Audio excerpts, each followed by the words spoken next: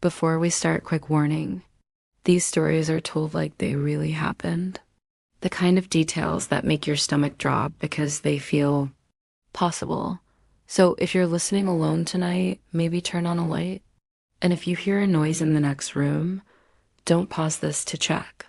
Just keep listening. Story 1. The doorbell that rang twice. I moved into that house because it was cheap. Not haunted cheap, just rushed, paint cans left behind, boots by the back door, and a box doorbell camera in the hallway closet never installed. I didn't think much of it. I installed the camera anyway. Alone house, quiet street. At first, nothing happened.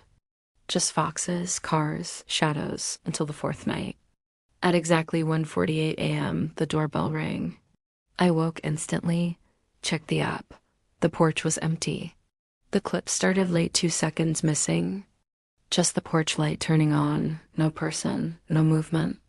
I told myself it was a glitch, but my stomach didn't believe that.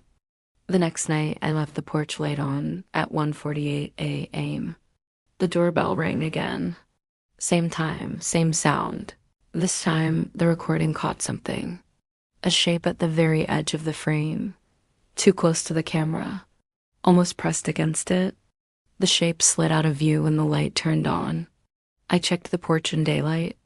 There was a narrow strip of shadow beside the door frame. Perfect hiding spot. I installed a floodlight that day.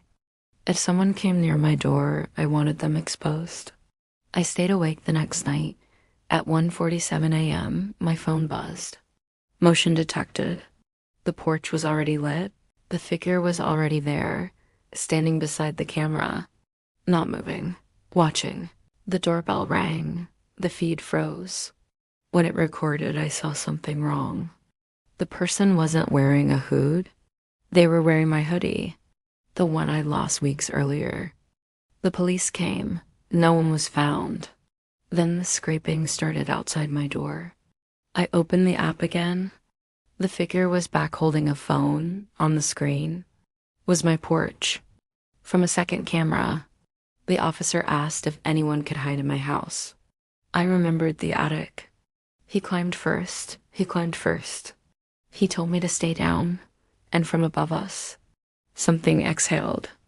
They found bedding, food wrappers, and a notebook. One line was read aloud. He always checks the camera. I moved out within a week.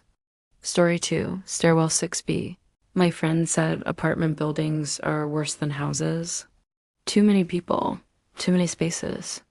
The stairwell door in my building never locked. That's where it started. At night, I heard tapping from inside the stairwell.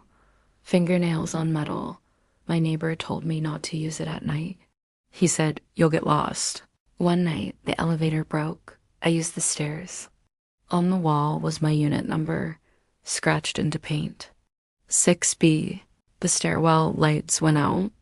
The stairs didn't go down anymore, only up. Every landing said 6th floor. The tapping came from behind me. A shape appeared, then vanished. The word "stay" appeared on the wall, wet, fresh. The lights snapped back on. Everything looked normal. My neighbor waited outside my door. He said, "It learns you." I moved out weeks later, but a letter arrived at my new address. Inside, tally marks and 2 characters. 6B. Story 3. The voicemail from tomorrow. It started with a call at 3:09 a.m., unknown number. The voicemail was, "Me." My voice said, "Don't open the door." There was a bang, then silence. The next voicemail told me to check the peephole. It said something was coming at 3:13.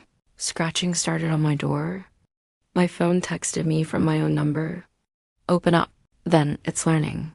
Scratching came from inside my apartment, from the closet. The voicemail begged me not to open it. The closet handle moved, slowly, carefully, like it was thinking. I ran out the back door, barefoot, crying. I never slept there again. The police found nothing, but one last voicemail arrived. My voice said, "Check your back seat." There was my hoodie, folded neatly. I hadn't packed it. My voice said, "It followed you. Don't go home tonight." That night, the phone rang again. Unknown caller. I didn't answer. If your phone rings at 3:09 a.m., don't answer. Some things don't want to talk. They want to practice.